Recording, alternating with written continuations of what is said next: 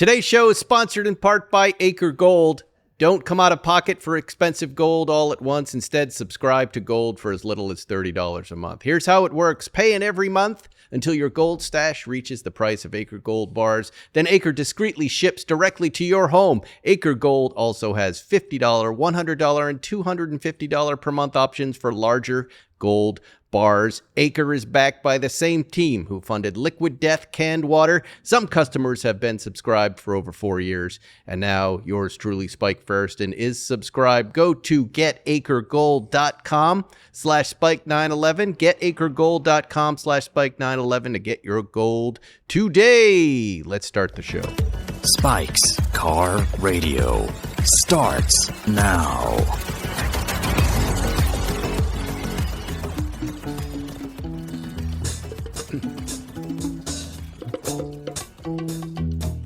What is this, Zuckerman?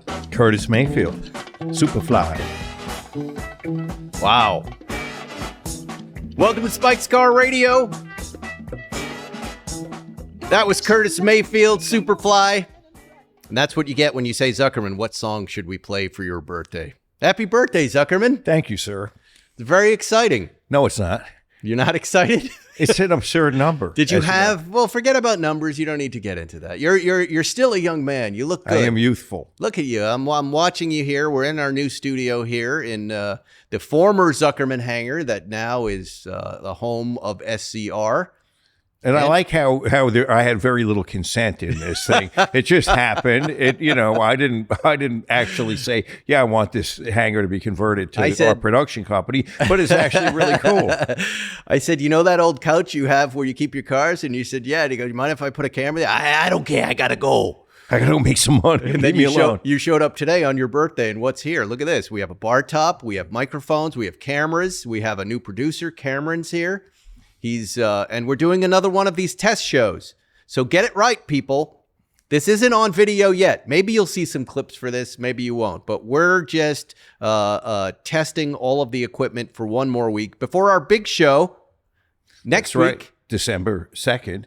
December 4th. That's right. Is when it comes. The very first video show with Mr. Jerry Seinfeld. Wow. We got a nice lineup. You and I are going to do like we did in the very beginning. You and I and Jerry are going to do a show. And then we're going to have Mr. Leno on with Johnny Lieberman to hear about falling down a Motel 6 hillside. Or whatever. I think we should bruise Lieberman up for that show. I just want to know what happens.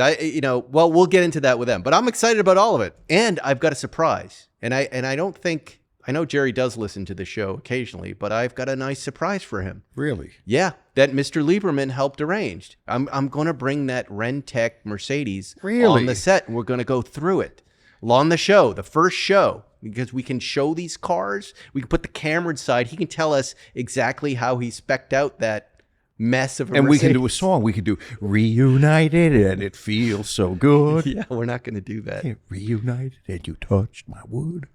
Why would... That's where you're going. With just for you today. This new video show. Well, today's or a few days ago is your birthday. I'm going to let you get away with it. But we gotta be a little more respectful here now. We do? Yeah. Why? You've read see us? You've read some of the comments by some of the sponsors. And we're in the business of making money. We can't have the sponsors upset. I should. Okay, whatever. Sorry. Not sorry. There was somebody, and I can't remember who it was, and if you do remember, don't say who it was. But somehow we had integrated the Führer's genitals into that product and how it was used. And the letter is really amazing. And I don't really understand why they're upset. One, please don't mention that person. Two, definitely don't mention a penis when you're talking about our stuff. People listen to that ad. People like that ad. Not enough. They're gone. They're long gone. Oh, well.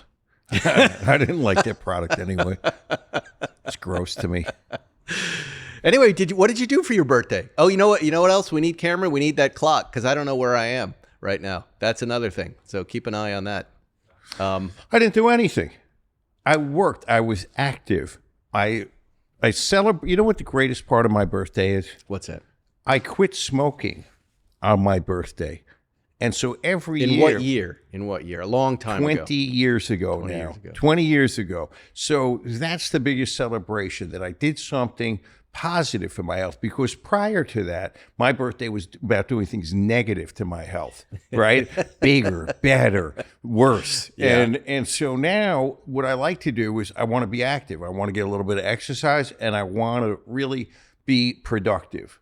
To me, that's celebrating my birthday. What exercise did you do? Oh, really? I did a little Pilates. Spike, since you're the only one that does exercise, did I detect a little arrogance there? Yeah, well, just a little curiosity about what is exercise. You did that. I imagine the family had all sorts of horrible plans for you. Did you do any of those I didn't things? see my family. You didn't? No, because it was Friday. So I worked until almost 8 o'clock. You know, I put a little Instagram thing out. I noticed that. It was very irritating. I didn't really appreciate it, but I think I did it to I you. said, this young man, it's this young man's birthday. Wish him a happy birthday. That's all. I thought I that got would hundreds of well-wishers. Hundreds of well-wishers. And I said, thank you to each and every one. And if I didn't thank you, I apologize to you. But I do think I did that I got to to you. tell you, I would rather celebrate your birthday than anybody else's birthday on this set. That's all right. What'd you drop? Your My phone? camera. But that's better. We'll just leave it there. This setup is it nerve-wracking? Well, I just am not used to where my things are. That's good. That's why we're doing this, by the way, so Yeah. you can acclimatize to the sitting. Acclimatize to just doing That's it. a good word. Yes. Do you like Yes. acclimatize? Acclimate. Acclimate. Acclimate. That's right. I had, I'd also written down here on your birthday. Was it on your birthday you got in the accident that Friday, or was it Thursday night? The accident, I actually think, was on Tuesday night. Oh, right. It was Tuesday. I had been driving around. I had to drive down to the grocery store on a quick run, and I was in the GT3 RS, our car. Right. And all I kept going is, shit, I feel, you know when you get that feeling? A foreboding. I'm going to get in an accident. Be careful. You now are feeling it. And that's happened many times before. And I got down there, I bought the whatever, I got home, and I was like, phew. And then my phone rings, and it's me. you. And you go, you're never going to believe what happened. What happened? Oh, yeah. It was southbound on Robertson in the 1951 356, the 4-digit split window museum piece car. And as I'm southbound, I got to make a left turn onto National, and there's a left turn pocket with 2 lanes. And, you know, I was, of course, going a little past traffic that was lining up, as I would think, prematurely. And a guy let me in. I was kind of pushing in. He was going to go. I was going to go. He was a good Samaritan. He let me in. And then I'm just waiting for that light, which is really long. And the next thing I feel is bang from behind. So you were sitting still I in was the sitting old 356 and somebody hits you from behind. The guy, the at good like Samaritan. what, like 2 miles an hour? He rolled into me. He rolled into me. So it was not hard. This is the good Samaritan that let me in front of him. And then he took his foot off the brake and he rolled into me. So bang. Had it been in any other car, there wouldn't have been a mark. But of course, it's got that low little integrated body bumper. Yeah, this is like aluminum foil with wheels. So I get out, and it's very busy there. The traffic is heavy. It's dark. And I just say to the guy, give me your phone number. And he goes, don't you want to exchange information? Yeah, via phone. Give me your phone number. How mad were you, though? I was pissed. What did you say to him, really? I said, you know what you just hit? You know what you just hit? I said, I don't really want to get into it, but you hit something that shouldn't be hit. We've all prepared that speech. Yeah, and I Do you know how rare this is? And I didn't want to start saying how rare and the value, and I'm a lawyer. I just zipped it, because that's like announcing you're an asshole. Right. Right? You know, right. how I'm a lawyer. That's like saying I'm an asshole. You know how valuable the car is? That's like saying I'm an asshole. So I just give me your number. He goes, I'd like your information. I said, please, I don't want to get killed out here. Just give me your number. Take a picture. I'm going to take a picture of your plate. I'm going to call you when we're out of traffic, because we're going to get killed here. And so finally he acquiesced, and he gives me his number. And then I text him, Paul Zuckerman, Carpenter and Zuckerman. I don't know why I did that, just as like a little clue, so he could Google. And then he texts back his name. Fuck, I know that name. It's familiar. So I call him up, and he goes, I just glanced at my phone. are you saying your lawyer's Carpenter Zuckerman? I know Zuckerman. He's an interesting guy. And I say, wait a second. I said, your name's familiar.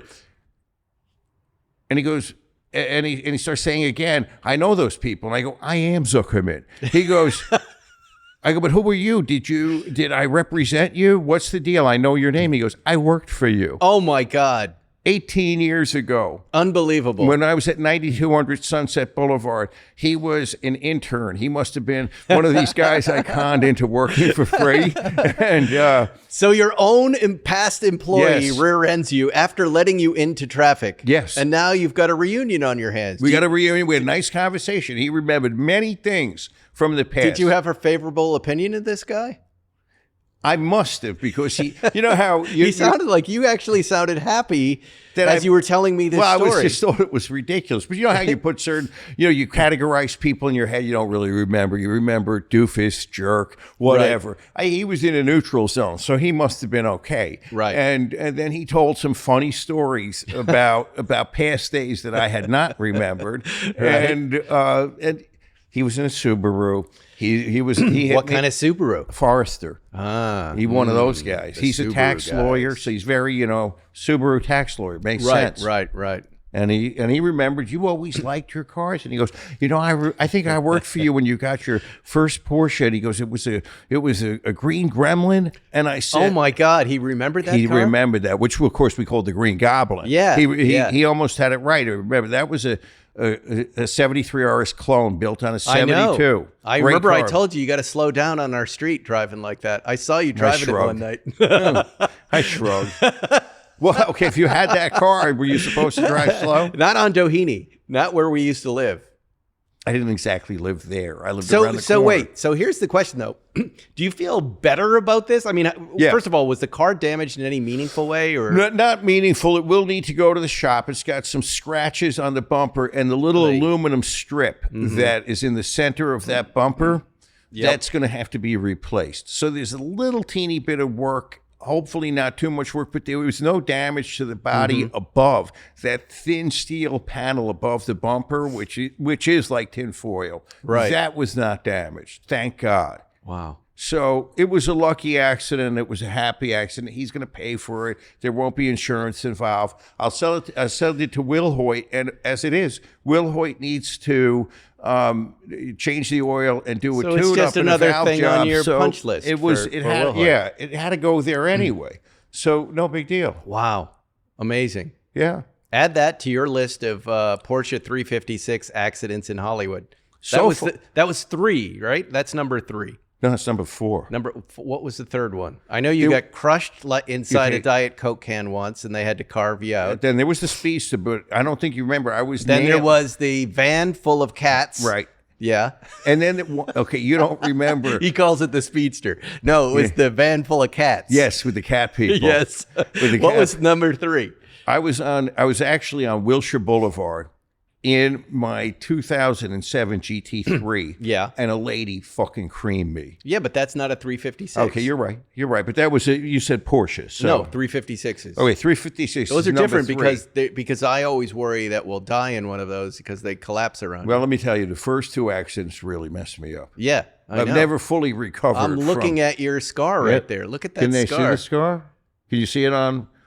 Yeah, look at that. That's a real man right there, ladies That was and 40 gentlemen. stitches. It was down to the actual bone. You know what? That just makes you cool, dude. I always that you have a scar on your head from a 356 accident. That's it. You're in. My head was open like an aperture That's that awesome. you might have seen somewhere else on a woman's body. It was disgusting. Oh, Zuckerman, really? It was. Have to go there. Why not? And so it was. Ferriston boys, one of you guys, will you bring me a tissue? Yeah, he's got mucus. But go ahead, keep talking. No, my head was opened up. There's like clear fascia that covers your skull that they had to sew together before they sewed up the actual flesh on top of my skull. Yeah. You can hardly see it now. Oh, it was a very good job. Yeah. He did a fantastic job. Thank you, Jack. We've got Ferriston boys in the space tonight helping out. This one didn't hurt me. This is the first 356 accident where I was I know, not but it's hurt. off-putting. Remember I was driving your GT2 RS and someone did the same thing? Yeah. A man in a dress. It's not exactly the same thing fact- when he's wearing a dress. Jack and I, we were out by the airport and we were sitting in a light. Same thing, in a Jeep. And a man in a dress got out, and high as a kite. And two other people yelling, get back in the car. We got to go. We got to go. It was chaos. But at the end of the day, weirdly, there was nothing wrong with that car. Wrong. I just went like this and the little smudge came out. But still, I mean, I guess that's a testament to those rubber bumpers, the whatever they have on the GT2 RS, that they can take that little push and they don't dent. But the 356, damn, you got lucky. I got very lucky. I got very lucky. Had it been any harder, that would be a gigantic mess and a huge problem. Have you ever wondered how much of your personal data is out there on the internet for anyone to see? More than you think. Your name, your contact info, social security number, home address, even information about your family members, all being compiled by data brokers and sold online. I was just hacked. I was part of that big America hack where 2 billion Americans were hacked. Really? From the Social Security Department? Yeah, it was like 100 million of us, and both my wife and I were in there. That's right. That's why I personally recommend DeleteMe. DeleteMe is a subscription service that removes your personal info from hundreds of data brokers. The solution is simple. Sign up and provide DeleteMe with exactly what information you want deleted, and their experts take it from there. For you, that would be the nude photos, right, Zuckerman? DeleteMe sends you regular personalized privacy reports showing what info they have found, where they found it, and what they have removed. To put it simply, DeleteMe does all the hard work of wiping your and your family's personal information from data broker websites. But I wonder if they could do that. Delete your nudes? Or, Lieberman's dick pics. There are people that scrub. There are. Yeah, they're scrubbers. And here are some of them. Take control of your data and keep your private life private by signing up for DeleteMe now at a special rate for our listeners. Today, 20% off your DeleteMe plan by texting SPIKE to 64,000. That's it. Text my name, SPIKE, to 64,000. Rage. That's SPIKE to 64,000. Disclaimer, message and data rates may apply. See terms for details. I love it. I want to fight back against these data brokers. All right, we got lots to talk about here. Lots to go. Zuckerman, I don't know if you've seen this new watch right here.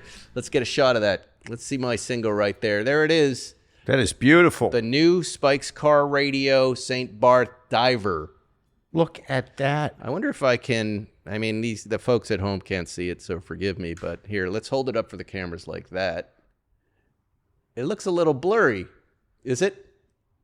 Got to hold it right by your face. I got to back it out. There it is. All right, I'm going to hold it right there. This watch I designed with Jay of Sheffield to wear on one beach in St Barts. He said, what do you want to do next? I said, I love your company because it's a company that's founded on dive watches that are affordable and quality. And I would really like to commemorate a great day I spent with my family and friends hiking to a beach in St Barts, and then just not even diving, just snorkeling and putting on the goggles and looking at fish. This is the watch I wish I had worn that day. That day I had a Rolex GMT on, which I was getting wet. But this is the one I'm going to bring now. I'm going to bring all Sheffield divers with me wherever I go into the water, because if someone does want to take it, I've only lost a couple $100. Right. And it performs perfectly in water. I've had these things they're just perfect. They look good, and I'm happy with them on my wrist, and I don't have to worry about them. It's such a win. It's the best watch. So this is the St Barts. We've already sold a bunch of them. You can still get them by going to Sheffield. There's a pre-order there, but they're going to go quick. And then I don't think we make them again. We sold out the blue SCRs. That's done. But I'm really excited about this watch. And I have them for you and your family. Thank you. Yes. Not that you ever go in the ocean. I will be in the ocean on Thursday, Friday, and Saturday and Sunday. What do you mean? Well, I'm going to Mexico for Thanksgiving. Oh, wow. I'm going to my house, and we're going to have Mexican Thanksgiving. What does that mean? That sounds like a euphemism for diarrhea. Well, okay, it could be if there's salmonella in the turkey. You like that, Cameron? Thank you. Okay, we had to go there. Isn't that what you said to me? We had to go there. That was a euphemism joke. That was good. I liked it. But anyways, you will go in the water? Yeah. Well, every time I'm down there, I go in the water. Really? The water is so cold, it's so bracing. Do you ever do one of those Sardinian old man like bikini bathing suits? There are many times where I will just be, there is absolutely deserted there. And I will walk out there. Maybe I'm in sweatpants, something, and I'll just take my sweatpants off and jump into my underwear like an old Russian bear from Long Island, Coney Island. You told me area. that your whole family does one big naked swim every once in a while. Okay, that's New Year's Eve. Oh, that's New Year's Eve. New Year's Eve, and the youngsters, youngsters will jump in there. That's so fun. I pioneered that, but that's 30 years ago. So I don't do that anymore. I stay nice and warm.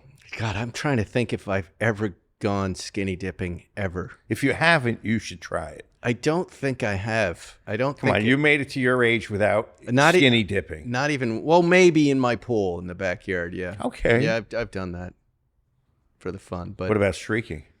No. What a horrible sight that would be. Like, I don't understand. The UCLA has that one naked run or the one underpants run that they do. I don't see that understand the first day of the year or something? They're out there running in their underwear. Like, don't- he could pull it up right now. Watch. This is what our show Okay, does let's well. see what. Pull up the. Not that I underwear want to one. pull up naked co-eds, but if you put it in the monitor there, you can see this story. But this seems like a litigation nightmare, Zuckerman. Like, Wow. yeah, Forget about the guy on the right. But the two girls look all right. Do a Google image search, and you'll see it's What is thousands of. This is UCLA. It's When? thousands of kids in their underwear at night running around. I wish they would segregate it by the sexes, and then it would be kind of. You have to put UCLA in there, Cameron. Otherwise, we're just going to get people running in their underwear. Yeah, there it is. See the upper left one right there? This is 2024. These things still happen. that looks like fun. I guess if you got your pants on, that's fine. Yeah, this guy's got his swim trunks on. She does it. Yeah, I think Princeton does a nude run, or they used to. Anyway. Well, okay, I would say that there is a liability case that's coming out of that, and I could win it for sure. Cameron, put up that Jaguar link that I sent you. We got to talk about Jaguar. Jaguar rebranded recently, and holy shit, the world is freaking out right now over it. I missed all of it, so I'm just catching up to the outrage that's going on. Did you see this video right here? I saw it, and it's so ill-timed. But the outrage is out of control, right? People are freaking out over this brand. And like I said, I kind of missed it. I'm sure you missed it. I saw the outrage, and then I had to kind of back into what was happening here. And I think a lot of it is misplaced. But there's the ad that they did, the goofballs there in the multicolored outfits. Nothing about that says Jaguar or speaks to the history of the brand. However, look, and I want to ask you about this, and I'll get to it in a sec because I know you're a Jaguar owner, but this is a dying brand. This brand is going nowhere fast and was probably on the fast train to bankruptcy, if not just disappearing. Correct? So I would think. I mean, they do a couple of good cars, and that's it. So they decide to pivot, right? Because they have no future in their current trajectory. They decide to pivot and say, look, we're gonna put up some new logos, some new graphic designs, and we're gonna be a high-priced luxury EV brand that competes with Rolls-Royce and Bentley, which those two EVs are spectacular, right? Leno's got one. They're spectacular. And then they roll this piece of it out, and everybody freaks out. But I think that anger is misplaced. What do you think? Yeah, I'm in the middle. I think you've got this storied brand. And if you're going to roll out this kind of imagery that's weird, okay, particularly in light of... You're being diplomatic. Well, in light of the rejection of that imagery that we just experienced in the election, okay, I think that the world, particularly the United States, is against that imagery. I'm not personally. I like the imagery, but given that it doesn't pair with an actual new car, that it's just a statement, a meaningless statement, it doesn't work. It really doesn't work, and it's ill-timed, and it's misplaced. If they had an actual new car to put out there to go along with this rebrand, but a rebrand without a product is meaningless. Boy, that's a really good point. Yeah. That's what I was thinking. You're putting out an idea without a product. Right. And why would you do that? Right. That's the prance about people in the multicolored outfits should be a car. Right. It should be a car. It should be unveiling a product. Right. Because what they essentially did is they created a logo for some prance about dancers. Yeah, they gave you... which makes no sense. They gave you the what without the why. Yes. They said, here are some human crayons. And that's the new Jaguar. And none of us know what this company is. They all walked away because there's not a car. Right. They're supposed to get in the car and drive off. So at some point during one of these Jaguar meetings, someone I'm sure said, hey, why don't we just put the new logo out and call it that and just stop right there? Let's not put the YouTube video out because it looks like we're selling H&M. Is that the clothing brand? We're colored, we're selling crayon-colored H&M clothing now. It's a spree circa 1990 is what they really. And if they're going to pivot to a car, they need to sell a car. I think it's a really good point. It's a really good point. And I think for me, that was what I was kind of confused and upset about. I think you have it right. Like, why is this so off-putting? See, it's because they're not selling a car. There's nothing. Oh no! It's like it's yeah. But look, I'm all for disruption. I like that this. I mean, it is a success in that everybody is talking about Jaguar right now. Everybody in automotive is talking about Jaguar. So that's something that's not happened for a long time. And then the problem is there's not a product for everyone to put eyes on.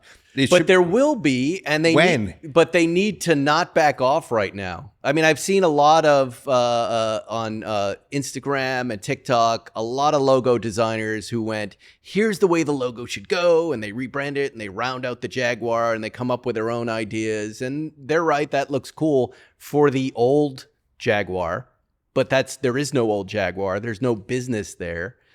These guys they just have to go, this was a success. It was disruptive. Maybe 70% of people hated it, but everybody's talking about it.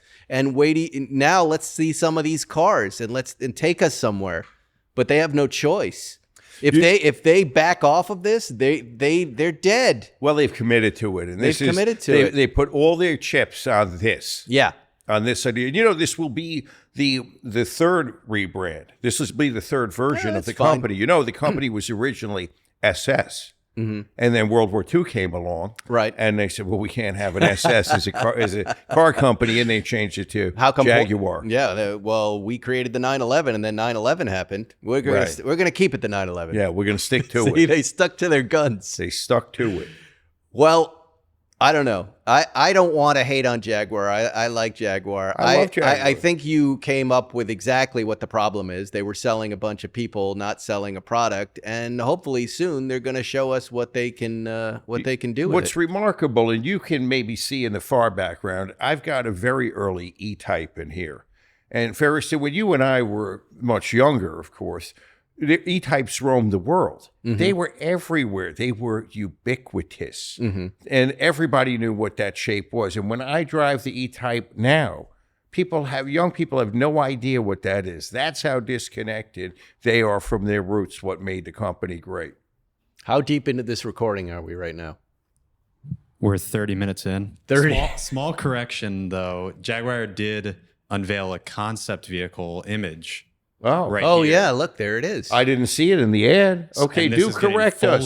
Fully revealed on December 2nd. So, this concept vehicle. Is that it? Show us the whole photograph. This is the photograph they released. Well, what is that? Not much. That's the actual. That looks like a Basel art thing that Moise would buy, right? Look what I just bought. That's as bad as the banana taped to the wall for $6 million. Cameron, okay, thank you for the correction. So here's something that's lacking. That ad or whatever I was looking at did not direct me to the fact that on December 2nd there's going to be a reveal. Or maybe I didn't watch enough. Go to the end of the video and maybe they get it there. No. Oh, wait. There's something.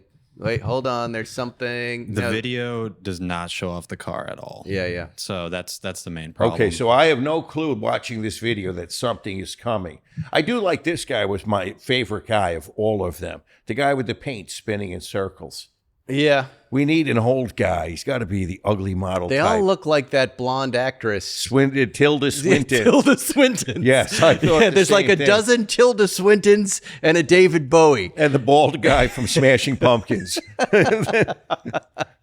A dozen Tilda Swintons on the next Spike's Car Radio. You know, over 2 decades ago, RaceDeck was invented, Zuckerman. What? By Porsche nut. Here, you can pronounce his name. I can't. Jorgen Mahler. Jerkin Mahler. Jerkin Mallet. Jorgen Mahler, they call him.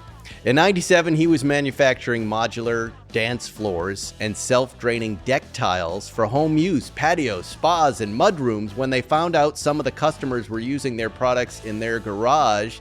Being an avid car guy, his light bulb went off. Ding. He knew if he could create flooring products that were engineered for harsh garage environment, easy to install and look cool, it could work. Soon after, he developed the very first RaceDeck modular tile, filed a few patents, and within 12 months of the launch, their company went for just him and his wife in an office above an insurance company, Zuckerman, to over 170 employees, 150,000 square foot manufacturing facility in Salt Lake City, Utah, and hundreds of millions of feet around the world. And yeah, money to buy a sport classic. This guy is my hero. In Oslo This blue. guy is my hero. RaceDeck can handle vehicle rolling loads in excess of 80,000 pounds, will not chip, peel, or stain. Over 33 patents with the product line, 20 styles to choose from. They ship 24/7 and they're USA made.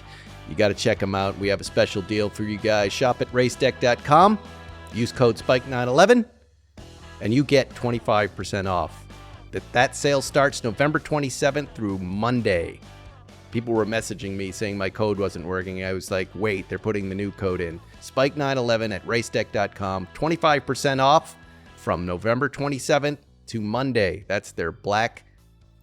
Cyber Monday. What do they call it? Cyber Monday. What right? is it? Black Market idea? What? No, it's Black Friday. Black Friday? Black Market. You're self-draining. Your brain is self-draining onto the floor. I've been watching all of these, this Netflix documentary on buying, the psychology of buying. Have you seen that thing? No. It's insane. Really? It starts with a guy who was running like Adidas marketing. Adidas. Adidas. He's like, look, he goes, I'll tell you something nobody ever wants to tell you. You don't need sneakers. You got a pair of sneakers, you're fine for like 6 years. He goes, but obviously that's not a business. We have to keep you buying sneakers every week. And it just goes on from there. Amazon, Adidas, all of these companies, the psychology of the interface online, the buy it now, the making you, giving you the appetite and having you over and over again and making it so easy so that when you wake up in the middle of the night and you go, oh, I need espresso cups for Zuckerman's Hangar, you just can go boom like that. That's when the internet came out terrifying. And people said it was all about data acquisition. Yeah. I didn't understand it. I thought, who wants my data? Well, so they can sell you things. I said, what are they going to sell me? I did not understand it. I was blind to the concept. Well, if you want to save some money, watch this documentary. You'll go, oh shit, that's me. And you won't. They don't want to give you that moment of critical thinking to go, do I really need this? So they've made it so you don't have that. It just goes boom, just like that. And it fires off and you get the little dopamine shot. It's really illuminating. I really enjoy it. Buying is dopamine. Buying is addictive. You know what I've been watching on Netflix? When the kids were saying, would that stop people from buying cars? And I go, but it is the same for cars, dude. Well, it's the same. And you and I are on track for 3 new Porsches next year. When I first started really looking at the internet at work, I had a choice. It could be dirty pictures, yes, or cars, and so cars were much safer, yes, at work than dirty pictures, yes, right, or things that were not suitable for work or weird jokey stuff, right. So I quickly found the car sites that I would check all the time, yes, and of course it does fuel you. It fuels you, and then we're surrounded by all of the desire. things. Yes, right. I would say every car you see here was something that came to me from the internet versus in the old days you would look at, what was it, Hemmings? Or the Right, right. or the DuPont registry or the robbery board? I was a Hemmings guy, maybe DuPont. I didn't really like what they stood for. I just felt like they were the wrong side of the car business. Excellence. Oh, Excellence. The back was of good. Excellence had good ads. Oh, they really for cars. had good ads. PCA Market, PCA's magazine, Panorama. Anything that had the real Porsche guys there. But it didn't get you sizzling the same way. 30 really good photographs that you can look No. at instantly. Because, frequently it was just a phone number. Right. And then they added the website and then you could see the car. But we found a lot of, the time where you could kind of dig for treasure in Hemmings was so fun. So fun. Small little ad. Like the ice racer you was just gotta Hemmings, look down. right? Yeah, it was in that or in Excellence. And I'm like, what is this? Wait a second. Swedish ice racer. Those are words I've never heard before. Right? Next to some crap Targa with 200,000 miles. I'm Right. like, Swedish ice racer. Circling it, ripping it out, showing Jerry next time he shows up. We should call about this. What is this? I think about that car a lot, by the way. I know, me too. Mistake. Yeah. One of my mistakes. That's all I right. admit to it. That's all right. What else do we have in the car world? I've been getting excited about this Brad Pitt F1 movie, and I know no one else is, but I am. I am. I'm laughing. I'm chuckling. If it was the video show, I'd show the trailer, but I'm not going to show it.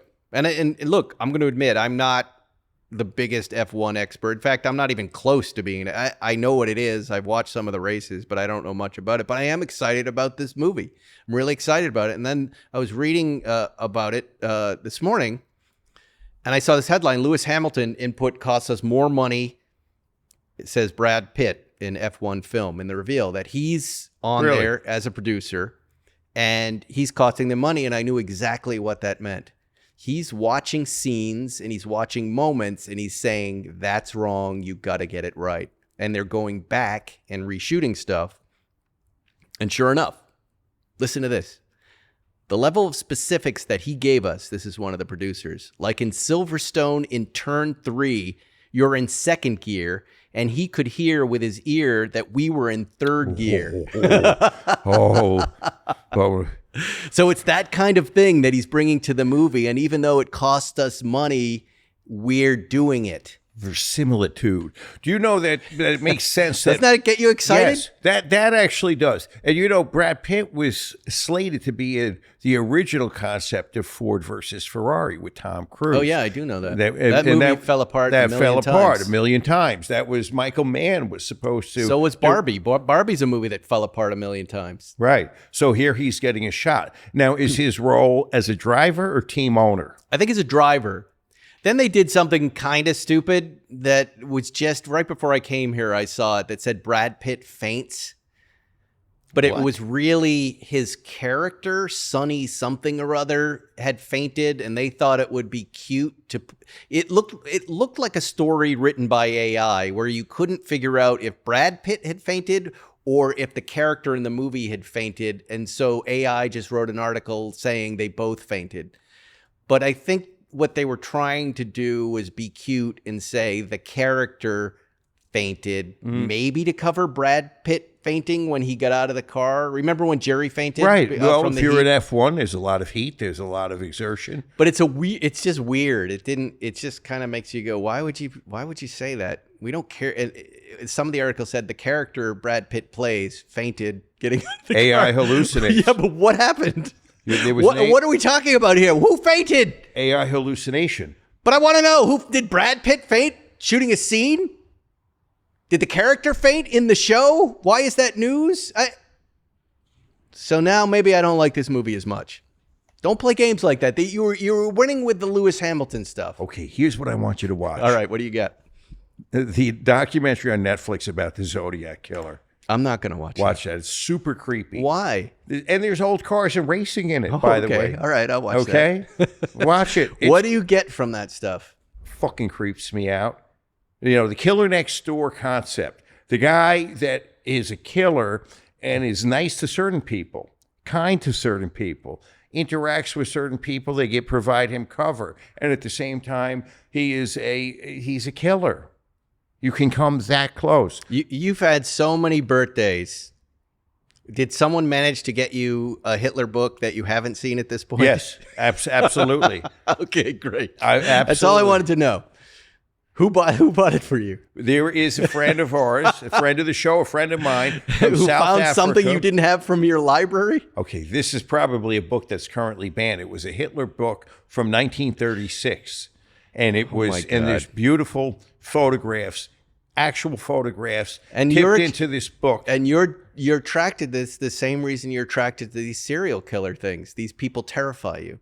Or there's a lack of comprehension, right? I can't understand it. This is, how do you understand insanity? Right. How do you understand insanity? How does insanity happen? How does it catch? Well, how does it catch amongst the whole people? Okay, I read a lot about serial killers because I was worried about getting killed by one in my 20s. Really? Yes. You were really? Why? And I learned so much that what I learned is I read this book, Whoever Fights Monsters, it was about the FBI Behavioral Science Department, how it was formed and what they learned and how quickly they could tell what kind of person did this from a murder scene within 10 minutes of being there. Really fascinating stuff. But then I was like, I'm not really in the pool of people who get killed by serial killers. No. It's prostitutes, it's neighbors, it's people, they're not really high functioning individual serial killers. And if there are any serial killers out there right now, please don't take this personally. I don't mean to offend you. I really don't. Do you know that? However, after that, I didn't really read about them much anymore, which is why I'm not really interested in the Zodiac Killer. But do you feel like you could potentially be killed by a serial killer? No, is that why you not watched at it? all. No, I don't think I'm on the. I think I'm one of the last people. So why was the Zodiac Killer? Was it the investigation that was interesting? It was the fact that okay, this is before DNA evidence. This is before the age of accountability, and the taunting of the police that the Zodiac Killer engaged in with the ciphers. A very smart guy. He had his issues. He had his issues, but he was smart, and he taunted the police. And of course, the police had him. They knew who he was, and still he was able to get away with it. And you like the taunting. The taunting was interesting, and the fact that some of the codes, some of the cipher messages he left, have still not been decrypted. See, I get all of that from a Bosch episode on Amazon Freebie. Where are we on time? No. Do you know? I told you this. One of the lawyers in my firm grew up next to the Grim Sleeper. Ooh. And his mother would come home late at night from her job and see, his name was Lonnie, I think, and see Lonnie on the porch, and he represented safety to her. She thought she was safe seeing him out there in the neighborhood. And that also cracks me up. What are we, 46 minutes? 45. 45. There we go. That's good. Here's some car news we got to talk about this. This is big news in the GT department. Porsche 911 GT3 will go hybrid or turbo in 2026 because of Euro 7 regulations. The first phase of Euro 7 will come into force November of 2026 for M1 and N1 vehicles. Don't know what that means, meaning passenger vehicles with no more than 8 seats and commercial vehicles not exceeding 3.5 tons or just over 7,700 pounds.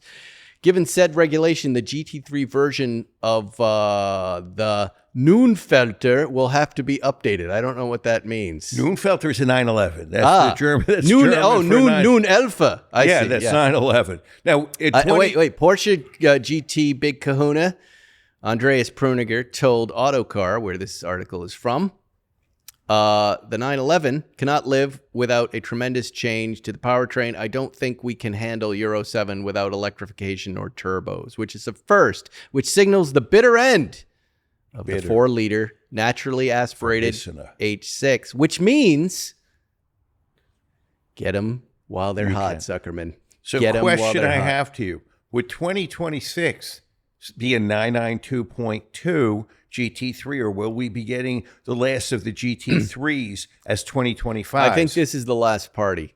So you and I are ordering a GT3 Touring. I don't know if you know that yet, but I ordered one for us. I haven't spec'd it out. I'm thrilled. But what I want to talk about is, hey, collectors, these are the cars. You've got your warning. Here you are. If you're thinking about buying a GT3 that's naturally aspirated, guess what? Get it. Because these are going to be the cars. These are going to be the collectible cars now. I'm going to tell you, 991.2 GT3 Touring with a manual. That's going to be the car. Didn't I we think have that's one going of to. We did. We had several of them. We had the chalk one. We had chalk. I had it was- a black one I spec'd that I gave to a partner of mine that he then, instead of giving back to me, traded in for a Cayenne. Do we know where that chalk went? No, we that don't. car, you know what happened? We had a GT2 RS at the same time, and it would just never compared. And it was a GT2 RS and chalk. And now both of those great cars are gone. I feel bad about those cars, but we never really gave that touring a shot. Then we didn't. And I think that we have to look at a 991.2 GT3 Touring with a manual. Well, what about the new GT3? Well, we get that too. I'm not saying these are not mutually exclusive. I don't have my own law firm, Mr. Zuckerman. I'm going to have to get one. Get a law firm. You could start a law firm. You could partner at a law firm in Arizona. They're allowing non-lawyers to have ownership of, of law firms in Arizona. And you, as a marketing wizard. SCR Law. SCR Law. What would we specialize in? We would specialize in personal injury. And and that would allow you to, we could have a cross ownership between the firms, and you could be the marketing wizard. You could, and that's fantastic news. This is how we combine some type of comedy series about a law firm with a real law firm. So it's a law firm and a TV show? Well, sure. Don't you remember in like the early I Love Lucy, it was like they would stop in the middle of the set to talk about Lux soap or whatever they were selling. Right, right. So in the middle of the show, you would stop, you would come out, you would break, what do they call it, the fourth wall. Yeah. And you would say, truly, folks, if you've been involved in an accident or a loved one, if you've had a life-altering injury, something like that, please call. Can I be the guy on the buses? Can I do all that? Yeah, Can I be in like Arizona. Lemon Daddy? Can I be like, what is the other guy we always laugh about there? Sweet James or Call Jacob. Sweet James is a friend. So we don't laugh at him. I do. Okay, you can. He's a dear friend of mine. Yes. He is. But we can laugh at Jacoby and Myers. We can laugh So what are we going to say about me? We've got Sweet James. What was the other one? Call Jacob. Right. We need a word, Spike. Okay. What is it? Sue and Spike. Spike sues. Spike sues. Spike sues. Spike wins. Yeah. You're totally serious. And then I would just need some lawyers to run the shop. And I could be the marketing. Hello. Wow, this is exciting. You can say, Spike sues, and he says, better call Paul. Better call Paul. Better call Paul. Spike sues, better call Paul. SCR Law. Wow. That's big, Zuckerman. And this is Arizona-based, and we tell everybody, call the Arizona Law Firm. Okay. Do I have to move there? No. You don't have to do anything. Wow, this is fantastic. Yeah, I'm really excited. We start this thing. I forget what it's called. It's like a special purpose. It's in the legislative sandbox in Arizona. Ferriston was sentenced to 10 years in prison, and his co-conspirator Paul Zuckerman, who turned state's evidence against Ferriston, kept everything, all his money, and all his cars, received a slap on the wrist. Spike, his new podcast, Zuckerman's Car Radio, starts this Wednesday. Spike, I will put $20 worth of ramen on your books every week. You will not be abandoned. Let's talk about Bridgestone tires. We all love Bridgestone tires, the official tire partner of Spike's Car Radio. We love them. Why? Because they took our Tesla Model Y and quieted the damn thing down with Quad-Track Pro. Put on a beautiful sidewall tire. We're going, and we just got back because this is a Wednesday before Thanksgiving. We recorded this a little earlier, but we were headed to La Quinta, which I'm headed there this weekend. I'll be back by the time this show airs. And last time we were there for Thanksgiving, we blew a tire out on the way to go motorcycle riding somewhere in the middle of nowhere, Imperial Dunes or somewhere. And we were just sitting at this isolated gas station, and chickens out back, and the girl behind the counter didn't speak English, and we didn't speak Spanish that well. And after like 3 hours, I said, whose flatbed is that behind? We went behind their gas station. She said, my uncle, he fixes tires. Yeah, but still, we couldn't get a tire. And then what did you do? We plugged it. But when I came back, I called the Bridgestone. This is right before. Those were the... Wasn't this guy in Antarctica? No, this is a different situation. But it was the tires that came with the car. Continentals, maybe. I can't remember what they put on there. We've had the Quad-Track Pros on since that moment. They're spectacular. There have been no issues, no nails, none of that crap. And Bridgestone sent me 2 extras that are in my hangar that now I might put one on the roof of the Bronco to take when we go back to La Quinta. That would be stupid? hilarious. Just traveling stupid, with a Bridgestone tire? Yeah, stupid, but why not? Stupid is. But if her car, if it happens with her car again, because we take a couple of cars, then what? Then I've got a tire. I'm right there. I can get it fixed. It's done. Anyways, if you need tires, I've got the Grip Classics on the Series 2A, which I'm using now that it's fall in beautiful Brentwood. I've got the Series 2A in the driveway. Take some nice pictures with my Grip Classics. Those tires fixed that car. They made it nice and quiet. Jerry's got those classic tires on his Volkswagens there. Johnny's got the Pinza AT. And we've got them on your BMW, Zucker. That's right. And quiet becomes important as you get a little older. And Bill has them on his Range Rover, and Wally has them on his Audi. We love Bridgestone for what they've done for the Spikes Car Radio family. And what they can do for you, go to Bridgestone.com. And there's a little tab there that says, find the Bridgestones in your neighborhood. Vreds. Get them. They work. Get a lot of pictures. I think the Zagato came with Vreds automatically. Remember that? Ford is suing... remember that classic Bronco I had a few weeks back where they took the new Bronco, they took the steel off, and they put it... Really fun. What are those guys called? Vintage Broncos. Really cool idea, right? It drives just like a modern Bronco, but it looks like a vintage Bronco. The kid, one of the neighborhood kids followed me home and said, I know exactly what that is. Well, Ford is suing them now. Oh, bad move. For body swapping their cars. Ford filed a formal complaint in the U.S. District Court of Georgia, Northern District, on October 31st, which is also Halloween, which is also the birthday of our 911 ST. That's right. The Halloween ST. Vintage Broncos, the subject of the complaint, is a company that takes modern 6th-generation Broncos and makes them look like classics. Ford believes the business is doing this illegally. And here's what a spokesman for Ford said. How is that illegal? Bronco, well, this is their position, and I want to get your point of view since you're a lawyer who likes to sue people. And now I'm a guy who likes to sue people too. Spike sues. Better call Paul. This works. It's really good. We'll get sued by Better Call Saul and Odenkirk. Bronco is one of the most famous and loved brands in the world. Vintage Broncos, unauthorized modifications, and resale of modern Ford Broncos, reselling them as vintage is misleading and unfairly profits from Ford and Bronco brand assets that we have spent decades building. We have an obligation to take all appropriate steps to stop those who put customers at risk and ride on the coattails of Ford's significant investment and reputation. It reminds me of Porsche and Singer, right? Right. But you see, and in that case, Porsche said, this is actually good for our brand. And we will allow Singer to say Porsche reimagined by Singer. Sorry to interrupt, but don't you get the sense that Porsche really wanted to come down hard on Singer, but there was such enthusiasm for the brand that they had to figure something out? Right.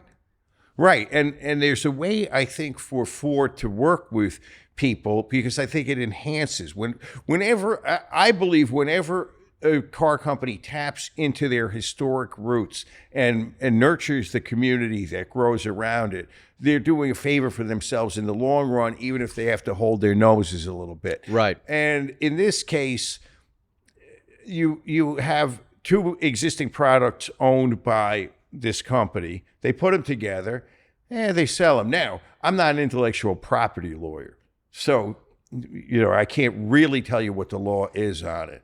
So I hear what they're saying as from an intellectual property standpoint. That there's a theft of intellectual property, that they've spent years creating this goodwill. I also think it's cool for their brand. How many of these things can this company possibly sell?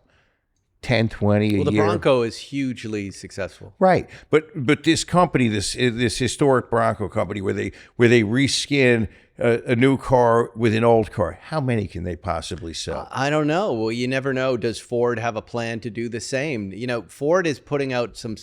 I have one. I have the limited edition Heritage model. Right. It's exciting. Heritage limited edition. Right. And they may want to do some of that stuff on their own. You're right in that they're such a big brand that vintage Broncos would not be eating their lunch if they put out something like that, because one's put out by Ford and one's not, right?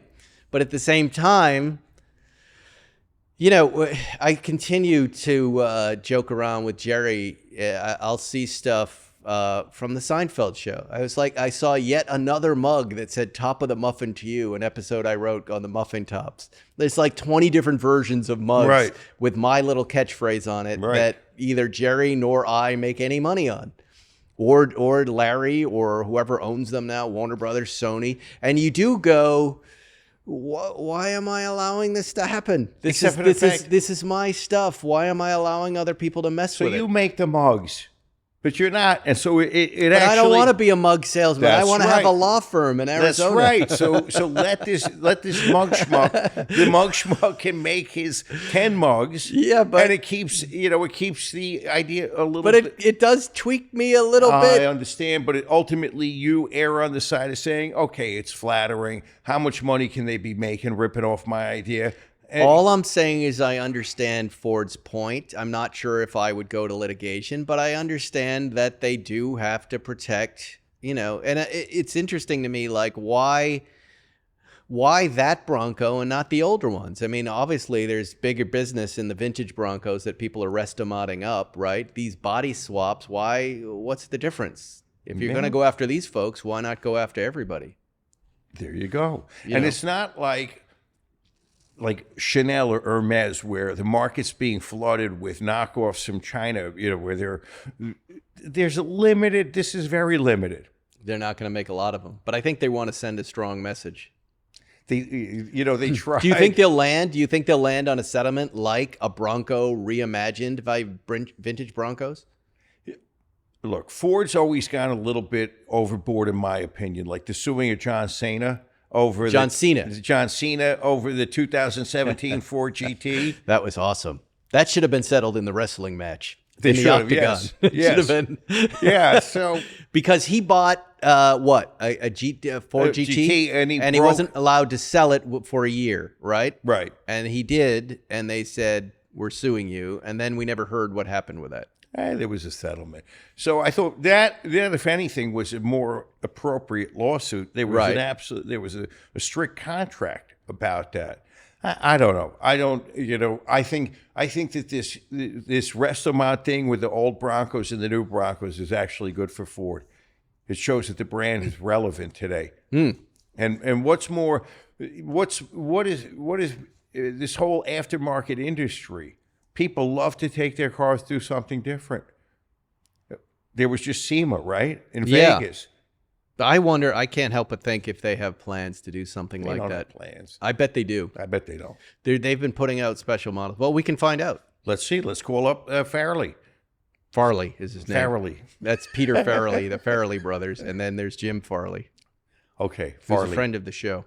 Yeah, let's ask him. I believe he's got a podcast, and I believe he's going to be promoting it on this show very soon. That's what I keep hearing. If there's a Ford I want to buy, that Mustang thing. Which one? The GTD? Yeah. I floated that idea to him. He didn't really respond to it yet. I said, again. hey, you know what? Because I had posted a picture, and he sent me a nice little note about the Bronco out in front of my hangar. And I said, you know, it would look great right next to it. At the GTD of yours. And just nothing, crickets. Okay, well, let's okay. Your lawyer's going to tell you this is why I'm a successful lawyer. Now you go back and say, maybe it was too implicit, my last message. I want to be explicit. Zuckerman and I want to acquire one of these GTDs. Well, we just said it. We talked to Michael Levine, who represents the brand and reaches out to us all the time. He's going to hear it right now, so Michael, they're going to know. I want to put it right here. Okay. And I think they're sold out. Make another one. Wow, this law firm's going to be really successful. We just bought a lot of cars, Zuckerman. Yeah. This is really exciting. I want to drive to my law firm as fast as possible for all those cases that are flowing in. Okay, I love it. I need to get there quick, and I need to do it in a GTD Mustang. Before we go, I wanted to just do a little update on Peanut the squirrel, because it's still going on. He's dead. What's the update? Well, you'll appreciate the legal aspect of this. You know, they realized that they fucked up when they took this guy's squirrel, Peanut, and then killed him, right? So what do? They bought him another squirrel. No. They're trying to put this guy in jail. They're trying to show that he's a bad guy. What a bunch of fuckheads. And here's what happened. So I don't know who DEC is, but they've delayed their decision on gun charge against Peanut the squirrel's owner. So apparently when they went to seize this squirrel in Chemung County, they saw a short-barreled AR-15 sitting on the couch that was not loaded. And they stopped. They said, all right. The wildlife department said, okay, we got to stop because our warrant does not cover that gun. We need to get a warrant to cover that gun. I guess there must have been a police officer or something there. So not only do they confiscate this guy's squirrel and the raccoon that was living there as well, they then decide, let's just take this gun to be safe because, what do they say about it? The stock was, I don't know anything about guns. But it was non-compliant. It was non-compliant AR-15, right? And now they appear to be using it as leverage, right, in this, because they were overwhelmed by people around the world going, not surprisingly, we're going to end you guys for killing Peanut. They had to disconnect from their social media. They had to turn their phones off. It was nuts because, and I think rightfully so. This guy had a pet squirrel. They just came in and they chopped its head up. They got rid of it. But they did in the article, forget about the gun piece of it. That will sort itself up or won't. There was the little piece about what exactly happened and why Peanut was killed, which I didn't know. This was the little piece none of us knew. The investigators said they were not planning to euthanize Peanut the squirrel and had made plans to have it turned over to a wildlife rehabber, I'd like to know who that was, who would be tasked with releasing the animal back into the wild. Okay, so that's what we thought would happen. But that plan fell apart when the squirrel bit the gloved hand of a civilian fish and wildlife technician. So that's what squirrels do with that's people. what they do. That's what squirrels... You remember Lloyd the squirrel? He bit me when I was feeding him a peanut. That's bullshit. A bullshit excuse. And this person, a wildlife technician, which has got to be like an intern, he was just trying to put this squirrel into an animal crate. Sure, because that's squirrels. Squirrels love to be taken from their owner, from their daddy or mommy, and put in a crate, and they're just going to be docile about it. Officers, sources said, had also asked Longo to put the squirrel in the crate so that it would not be alarmed, but he allegedly refused their request to do so. So the guy wouldn't put it in the crate. I understand so then the that. volunteer puts it in the crate. Once the squirrel had bit through the glove of the civilian technician. Do you see what they're saying there? Numbskull volunteer. Yeah, once the squirrel bit the numbskull. We can't just say it's like a kid from the local high school. Just call him a civilian technician. What is this fucking civilian technician? Nothing. It's nothing. Nothing. That's a made-up phrase. Yeah. Because it had been around the raccoon and because it bit the civilian technician, health officers told the officers that the second animal would also have to be killed. This is like when General Colin Powell got in front of Congress. This is exactly like that. Yes, to give false evidence of why we needed to invade Iraq. This is where the weapons of mass destruction are. Here, and here, and here. And how did you learn about the weapons of mass destruction? A civilian technician brought them to us. Yes. And here we go. We're going to war. On the words of this, what did you say? Civilian technician? We cut Peanut's head off. Cut that fucker's head off. He bit through my glove. They Of want course to. he bit through the glove. Yes. What a surprise. Lloyd the squirrel, and I could see the sadness in his eyes. You remember Lloyd? I domesticated Lloyd the squirrel. I would feed him almonds every day. You pet him. You would give him these nice rubs. I held the almond a little too close to the tip, and I looked away, and he bit my finger, a hole right through my finger. And you could see the sadness in his eyes that he made that mistake, because I went, ah! He was so sad. Right. But he's a wild animal, and I'm an idiot feeding him. Right. Lloyd, nobody killed Lloyd after that. It was just an honest little mistake. And then you got Gopher the dog, and Lloyd went away. I have it on film. The moment Lloyd met Gopher. Gopher was right under the branch, and Lloyd was on the tree. Looked down. He went, Betrayal. Sound of betrayal. He went, and he left. His tail started shaking. And we never saw him again. That was the end of it. That was the end of it. Yeah. But he'd like to chop your head off. That's our show. Next week, our first video show is next week. Go to YouTube, subscribe now. That site should be up. We got a bunch of subscribers last week. We're going to be building the show over there. This show will be available on audio anywhere where you get it. And our first guest will be Jerry Seinfeld with co-host Paul Zuckerman. Yeah. We'll see you next week on the video version of Spike's Car Radio. Thanks for listening to Spike's Car Radio. Listen to new episodes every Wednesday and be sure to subscribe. Stay to the right, losers.